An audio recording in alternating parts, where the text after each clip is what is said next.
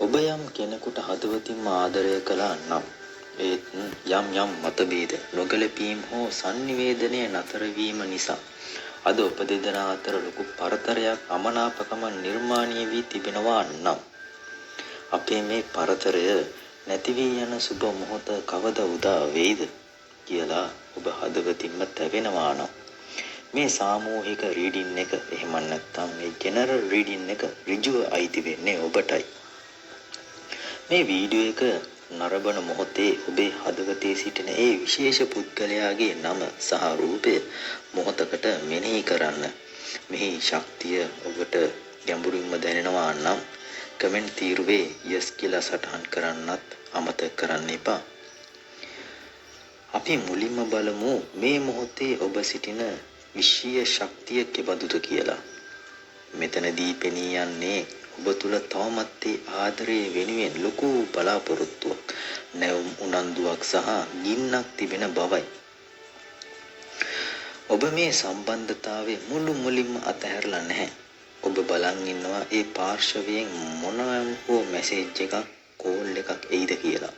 ඔබට ඕන මේ නිහඬතාවය බිඳලා නැවතත් අලුත් ආරම්භයක් ගන්න. ඔබට අතීතයේ වුණු දේවල් වලට වඩා ඉදිරියට නැවත කතා බහ කරලා මේ ප්‍රශ්නේ විසඳ ගන්න ලොකු ආශාවක් තියෙනවා. දැන් අපි බලමු ඔබ වෙනුවෙන් අනික් පාර්ශවයේ හදවතේ තියෙන සැබෑ තත්ත්වය කුමක්ද කියලා. මේ ඔබට ලොකු සහනයක් ගෙන දෙන බව නම් මිසකයි. ඔබ හිතනවා ඇති ඒ කෙනා ඔබ අමතක කරලා අමනාපෙන් කේන්තියෙන් ඉන්නවා කියලා. නමුත් සත්‍ය නම් එය නෙමෙයි. මේ පාර්ශවයේ හදවත තුල ඔබ වෙනුවෙන් තවමත් පිරී ඉතිරි යන ආදරයක් සහ හැඟීම් සමුදායක් තිබෙනවා. ඒ අයගේ හදවතේ ආදරයේ උල්පත තවමත් හිඳී නැහැ. ඔවුන් අභ්‍යන්තරයෙන් ප්‍රාර්ථනා කරන්නේ මේ සිත් රිදවීම් අමතක කරලා නැවතත් අලුත් ආදරයකින් ඔබ ළඟට එන්නයි. හැඟීම් පාර්ශවයෙන් ඔවුන්ගේ තවමත් ඔබට දැඩි ලෙස බැඳී සිටිනවා. එසේනම් දෙදෙනා මෙතර මාදරයක් තිබියදී මේ පරතරය තුනේ ඇයි? මෙතන තබා ගන්න ඔබ දෙදෙනා අතර තිබෙන්නේ සාමාන්‍ය බැඳීමක් නෙමෙයි. ඊටමත් ගැඹුරු ආත්මීය එකතුවක්. නමුත් මෙතනදී යම් තීරණාත්මක තේරීමක් සම්බන්ධයෙන් විසඳ ගන්න බැරි ගැටලුවක් හටගෙන තියෙනවා. නැතහොත් පිටස්තර පාර්ශවයක බලපෑම, පවුලේ තීරණ හෝ දෙදෙනාගේ අනාගතය පිළිබඳ තීරණ ගැනීමේදී ඇති වූ අදහස් නොගැලපීම් මේ පරතරයට මුල පුරලා තියෙනවා.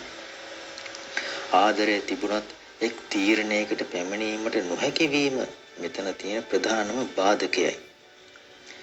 දැන් අපි එළඹෙන්නේ ඔබ වඩාත් බලාපොරොත්තු වන කොටසටයි. ඒ දෙදෙනා අතර අමනාපකම් නැති වී යන ඒ සුබ මොහොත උදා වෙන්නේ කවදාද? මෙතනින් සංකේතවත් කරන්නේ නැවත එකතු වීමයි. නුදුරු දින කිහිපය තුල හෝ සති කිහිපය තුල ඊටම සුන්දර සහ ආදරණීය ආකාරයෙන් ඒ පාර්ශවයේ විසින් ඔබ වෙත ආදරණීය පණිවිඩයක් රැගෙනීමට නියමිතයි.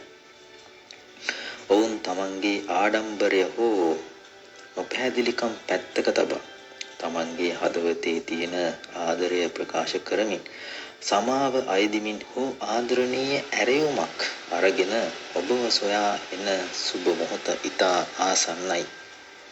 මේ එළඹෙන කාලය ඔබ දෙදෙනාගේ සිත් රිදවීම් සුවවන නැවත අත අල්ල ගන්නා කාල සීමාවයි.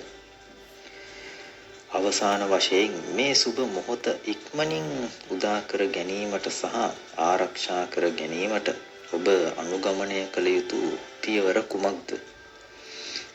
ඔබේ අතීතයේ ලැබූ රිදවීම් නිසා යම්කිසි බියකින් හෝ ආරක්ෂිත පවුරක් තමන් වටා හදාගෙන සිටින බවක් තමයි පෙනෙන්නේ.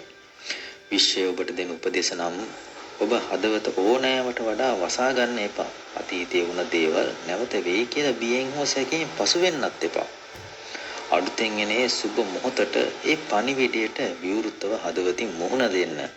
ඔබ බලාපොරොත්තු සුන් කරගන්නා මොහොතේම තමා මේ පරිවර්තනය සිද්ධ වෙන්නේ. ඒ නිසා ඉවසීමෙන් සහ විශ්වාසයෙන් යුතුව මේ අවසාන මොහොතේ ශක්තිමත්ව සිටින්න. ඔබ දෙදෙනා අතර තිබෙන සියලුම අමනාපකම් සහ දුරස් වීම දුරු වී නැවතත් ආදරයෙන් එකතු වීමට විශ්වයේ ආශිර්වාදය නිරන්තරයෙන්ම ලැබෙනවා. මේ රීඩින් එක ඔබේ ජීවිතයට සහ හදවතට සැබවින්ම එකඟයි කියලා සිතෙනවා නම් වීඩියෝ එක ලයික් කරලා කමෙන්ට් එකක් දාන්නත් අමතක කරන්න එපා.